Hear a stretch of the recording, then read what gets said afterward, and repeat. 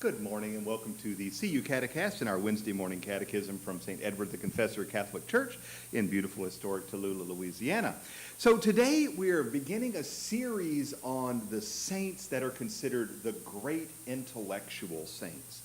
This is a topic that comes up frequently because we will often cite the same handful of saints. For example, when St. Thomas Aquinas wrote his famous cross, becomes an incredibly important modern philosopher even before she was a Catholic nun and a saint.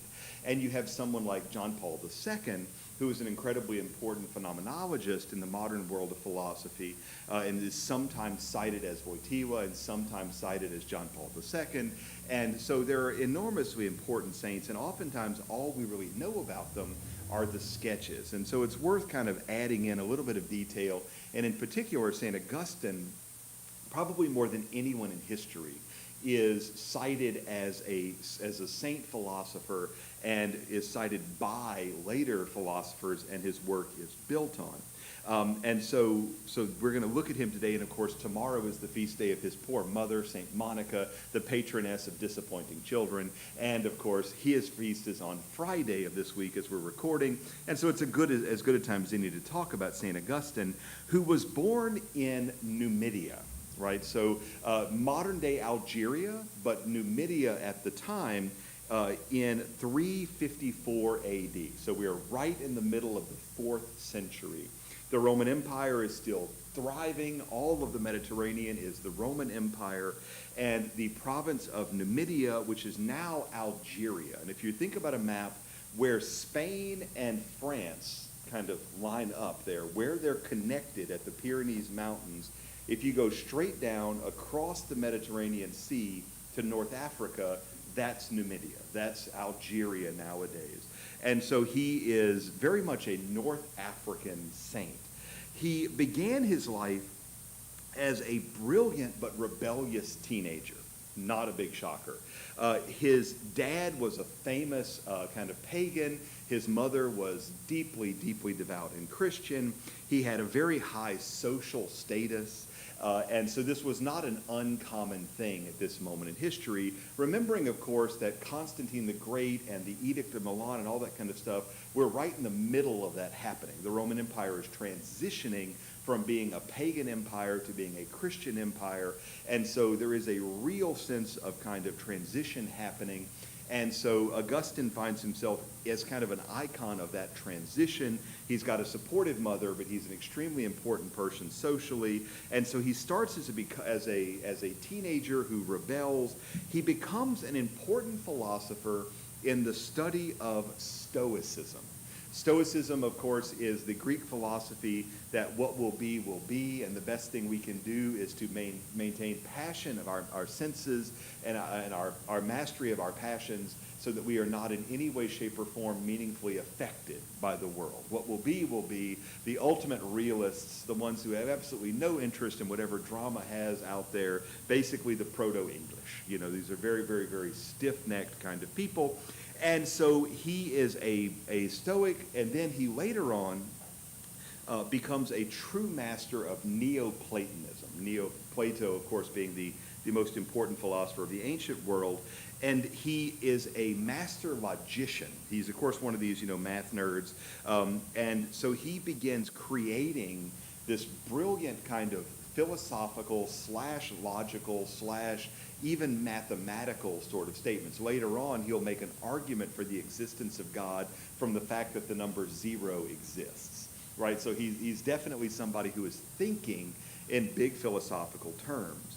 Now, I don't want to make it seem as if he really was a boring person. He wasn't, but he was engaged in these philosophies and trying to understand how they work and exactly how they relate to enjoying life and engaging the passions. His work within the philosophy of Stoicism leads him to a sort of kind of Christianity. His mom is kind of banging on his head with a hammer that he should be Christian. His dad doesn't care at all. And so he stumbles through Stoicism into a blend of popular religions and early heresy that is called Manichaeism. And Manichaeism basically says what God is God is basically the good force in the universe, and the devil is the bad force in the universe, and they're always just butting heads, right? It's kind of the yin-yang sort of philosophy.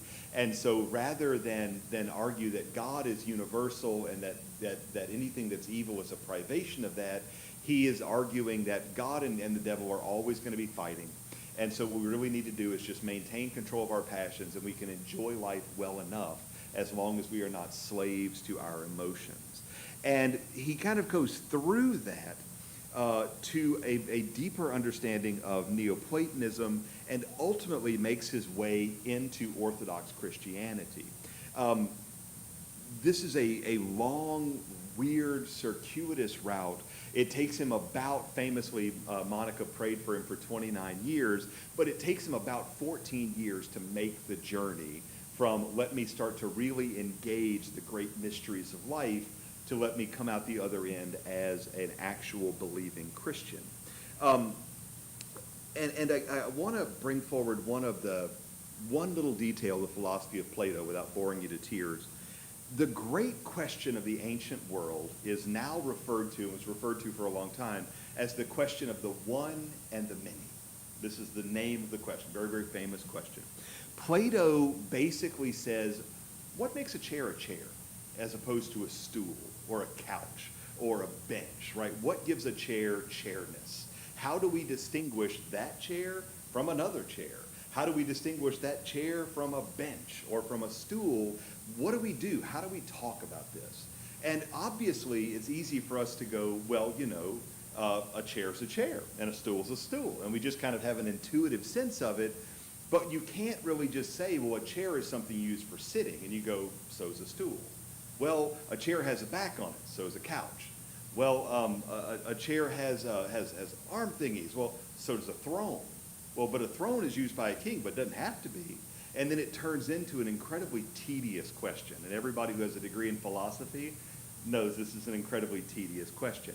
And so Plato and Aristotle come up with different answers as to how to deal with this question. And St. Augustine, as a Neoplatonist, comes to this question as a Christian and brings about some fascinating ideas. And I'm not going to go down that too far, but that is the central question of what everybody is trying to understand. And it's an interesting thing because before St. Augustine shows up on the scene, there is not really a good Christian answer. And in fact, this question itself is what's going to drive Augustine out of Stoicism into Neoplatonism, and out of Neoplatonism into Christianity. The intellectual question itself of what unites things, what makes everything connected, is ultimately going to be, the answer is going to be God. God creates all things. He holds all things together in being. God is the only meaningful answer to the question of the one and the many. And that's ultimately the way that St. Augustine is going to come to Christianity, in addition to, of course, a profound prayer life that is going to be anchored in his mother. His mother is going to teach him quite a lot about prayer and kind of really instruct him in that. But he's going to become a Christian, and then as he becomes Christian and his mother begins to teach him the way of prayer, he, of course, catches on to it very, very quickly. He's an extremely intelligent person, and almost immediately, which feels to us completely insane, he is elected as the bishop of the city of Hippo Regius in North Africa. He is barely a new Christian, right? He's a baby Christian, but they're like, we love you, you're a great philosopher, you're clearly a smart guy, your mom's a hoot, so we're going to go ahead and make you the bishop of this incredibly important city in North Africa. He quickly becomes one of the most important bishops in the world, because he is what we now call a heresy buster. But he basically, anytime somebody comes to him with nonsense, he just comes right back at them, Charlie Kirk style, and says, well, what about this, that, and the other? And they go, I have no answer to your questions. And they just kind of fall down around him. These heresies just melt away. And so he is absolutely brilliant. Take, for example, the question of grace. The question of grace as it relates to human freedom. How does God help us to choose the good and reject the evil? Well, St. Augustine is going to get neck deep in the question of original sin. And then he's going to start getting into what that means, why it means it, what redemption means. He's going to talk about the Bible, but he's also going to talk about philosophy. He's even going to step into an entirely different type of exceedingly complicated philosophical work. And he's going to kind of come to the other side of it and explain not just, how grace is a good thing. He's going to write a whole book called City of God, where he's going to explain the nature of the human person and the nature of the intellect as the functions of memory and understanding and will. And he's going to get bigger and bigger and more complex and broader. And he's going to take what Plato said and a little bit of what Aristotle said, and he's going to build this whole thing up. And he's going to respond and say, your basic question, here's this epic philosophical work that explains human nature in light of what God made society to be and how society is made in the image and likeness of God, as well as the family and the individual. And so there. And people just kind of give up. They're like, well, what do you do with someone who understands the world to that degree? What do you do? And so everything that is confronted, everything somebody puts in front of Augustine, he just smashes it to pieces with this brilliant, insightful answers. And it's genuinely overwhelming. It's genuinely overwhelming. They don't know what to do about it. People are going, this guy just gets it. And so the only response to that is to kind of believe as he believes. Now, at the same time, Augustine is doing this. We're about 100 years after, historically speaking, what is called the crisis of the 3rd century, where the Roman Empire came within a hair's breadth of completely collapsing in the mid-200s. St. Augustine is bishop while Valentinian II is emperor, Theodosius I is emperor, and the awful Honorius are on the throne. These are terrible rulers, right? And if you remember your Roman history, these are not top-of-the-line folks. These, not quite Commodus, not quite Nero, but they're really pretty terrible Roman emperors. Theodosius, you may remember, is the last Roman emperor to rule the whole Roman world. Like the empire is going to split into chunks. And Honorius is going to be the one who's in the purple while Alaric sacks Rome, which is hugely embarrassing. And so St. Augustine is busy writing this whole thing about the way God intends the world to be, while the ancient world is literally fracturing, right? It's breaking into pieces in front of everybody. And so he is writing these things at the moment that the world is collapsing, right? And so he is looked back upon as this brilliant, insightful writer, as the first that Jerome was compiling what we call the Vulgate Bible and deciding exactly what was going to be in the Bible. St. Augustine played a significant role in that, even though those two did not get along even the tiniest little bit. Later in life, Augustine will put together his great spiritual masterpiece, which is the other great book he's known for. The City of God is the great philosophical work he's known for. The Confessions is the great spiritual work he's known for. And we mean confessions in the same way we talk about an apologia. An apologia is an explanation, not an apology. A confession is more of an expression of the heart than it is, I did something wrong, even though this book includes certain things he did wrong, because, of course, St. Augustine, as a younger man, fathers a child out of wedlock, personal things, and, of course, there are great quotables from it, where things like, my heart is restless until it rests in thee, my God. Lord, free me from the vice of lust, just not yet. There's all kinds of these very, very quotable things that are very relatable that appear in the Confessions. And so if you're looking for what to really read from Augustine, if you just want to read one or two things, City of God is remarkably accessible, even if it is a great philosophical work. The Confessions is wonderfully readable, whether or not you're interested in philosophy at all.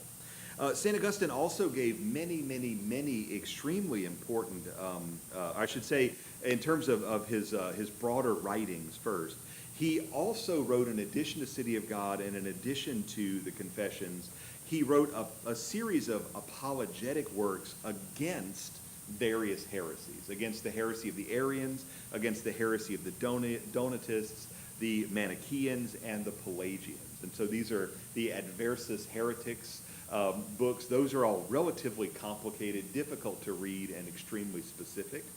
He wrote a series of doctrinal works, which I can attest to, having read them in English and to a degree in Latin, are incomprehensible. He wrote a book on the doctrine of Christianity, which I'm sure was important at the time, but I can't understand a word of it. He wrote a long article or a short booklet called De Trinitate, which I was required to read in Latin and in English, and I don't have any idea what he's trying to get at. It's all... The basic doctrine of the Trinity is relatively straightforward, even if it is complicated philosophically. Augustine basically says, you all know the basic stuff, so let's just dig right into the weeds immediately. And it would be like somebody trying to start a brand new garden and starting with a 500-page book on soldier worms or something. It's extremely deep, and it's really, really hard to understand. Although people who are much, much smarter than I say that it's extremely insightful, but the insights are just really wrapped up in hard-to-read stuff. He wrote a book on free will, which is actually extremely difficult or extremely important, the De Liber Arbitratio. Free will is hard to understand. It's very, very hard to understand once we get past the very, very basics, because God exists outside of time. God knows all things. So how can we talk about I'm free to choose something if God exists separate from any kind of timeline and God is influencing me? Does that mean that I have no free will, or that everything... This is a modern philosophical problem, but it's only a modern philosophical problem because people have not read Augustine. Augustine makes it extremely clear, but it's also, again, a serious work of philosophy that depends upon an extremely good knowledge of Plato and Neoplatonism. St. Augustine also wrote commentaries on everything. I mean, the man had no lack of time to read and to write. He wrote a commentary on the Psalms, which is brilliant, absolutely wonderfully brilliant. He also wrote commentaries on the book of Genesis, the epistles of St. Paul, but the Psalms is spectacular. I always recommend reading if someone's got a commentary on the Psalms, and Augustine's commentary on the Psalms is brilliant. And of course, the main spiritual works, the Confession and the City of God. He left behind a bazillion sermons. I don't know whether he had some secretary writing them or recording them, but it seems like he or somebody wrote them out and then gave them from a script rather than just giving them spontaneously. He wrote a bazillion letters, the most famous of which is a letter to a guy named Proba, which is all about how to be a good pastor. And so the letters to Proba appear in the Liturgy of the Hours. They are wonderful, practical guides to being a good pastor. He had a remarkable output for someone at this time in North Africa, which was not exactly the paper-making capital of the world, but he had an enormous output, which is probably part of the reason that he is so thoroughly quoted and so thoroughly studied, because there's just a billion things that he wrote and is available. Beyond that, he had a massive ecclesiastical career. As I said, he went straight from zero to bishop pretty much overnight, but he became an extremely important bishop and was a correspondent of all these important bishops around the world. He also had a remarkably significant political career as the main source of political stability in what would have been the Carthaginian Empire, in a corner of the world where that part of the world was considered broadly inconsequential, considering all the gold and silver mines in Spain or the province of Hispania, and the fact that everything else was going on crazy in Rome, and that the Germanic tribes and the Frankish tribes were coming in and causing trouble. He had an incredibly important career engaging with and discussing with people how to deal with the collapse of Western culture. He was the main voice of Christianizing Plato's philosophy. He brought forward any number of important kind of commentaries on the ethics of Plato and other things that are really kind of hard to get our heads around. The role of Christian anthropology is what really makes the City of God important, and I won't go into a lot of detail because it's complicated, but to say that he is an extremely important writer, and most of the modern non-Christian sources that cite him are talking about the nature of how the mind works and how the three faculties of the mind are memory, understanding, and will, or the choice-making faculty. And so if you want to understand that, you kind of go, well, that feels simplistic, but I dare you to sit down and try to think of something that doesn't fit into one of those categories. And especially when you think about someone incredibly, the stupidity of Freud, or Karen Ornai in the modern world, and you think about how their simplistic idea of id, ego, and superego, how incredibly narrow and stupid that is, and then you put that next to memory, understanding, and will, and you go, gosh, these are two theories that seem on the surface to be equally compatible or equally intelligent, and gosh, is this one just so much better than the idiocy of that one? It's remarkable. It's absolutely remarkable.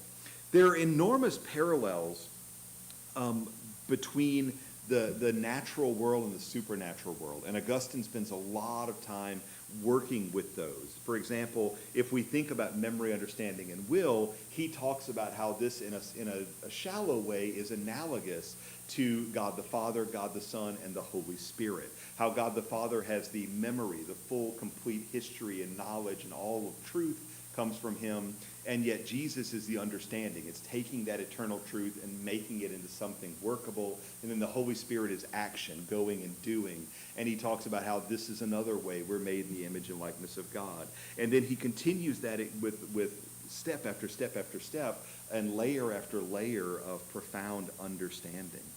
He also is going to get into how we organize the church. In fact, the way that I organize the parish around the 5 kind of pillars of the liturgy and the catechesis and the community and the service, and then the plautos, the actual administration, comes from St. Augustine, who said that this was the best and most logical way to do that, centuries and centuries ago.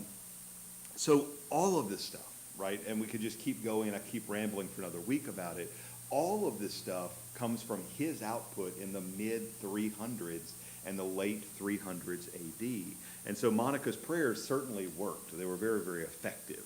She took this incredible, brilliant philosopher who did an enormous amount of extremely complicated and challenging work in a backwoods of the world, and he brought that to the Lord. The Lord used that to profound effect.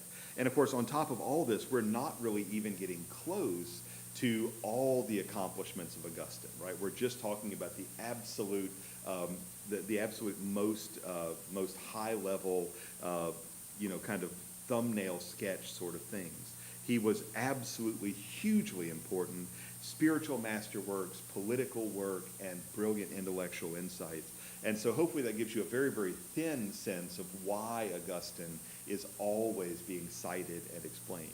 Next time when I do St. Thomas Aquinas, it's going to be even more high level, because what Aquinas is going to do is take everything St. Augustine did, and he's going to get every single thing that that Aristotle did. Plato and Aristotle, of course, were not compatible, and he creates what's called the Great Synthesis, fitting them together along with the Gospels and St. Paul and medieval philosophy. And so he's taking these 4 sources and he's going to integrate and weave them together. And if that sounds painfully complicated, it is. So it makes Augustine seem like absolute amateur hour. But Augustine is hugely important. And the last thing I'll leave you with, because I think it's extremely telling, is that Pope St. John Paul II was very much a St. Thomas Aquinas guy. He was a philosopher in the school of St. Thomas Aquinas. When Pope Benedict came on the scene, everybody assumed, who had not read Benedict, that he would be the same way. But Pope Benedict was very much an Augustine guy. And so all of the stuff that Pope Benedict was writing is coming from and arising from St. Augustine. And so we don't want to kind of think that Augustine is merely an historical artifact. He is absolutely a living part of theology and philosophy and intellectual life in the church, really up to our present day. And so he is an incredibly good guy. And if you want to read more, I strongly recommend the Confessions. They are free on the internet. City of God is a challenging read, but it's a fascinating read if you want to dig into a little bit more about the way that society should work from a Christian point of view and the way that society arises from human nature itself. It's a wonderful read, absolutely remarkable. And so that's going to do it for us this morning on the CU Catechast and the Wednesday morning catechism.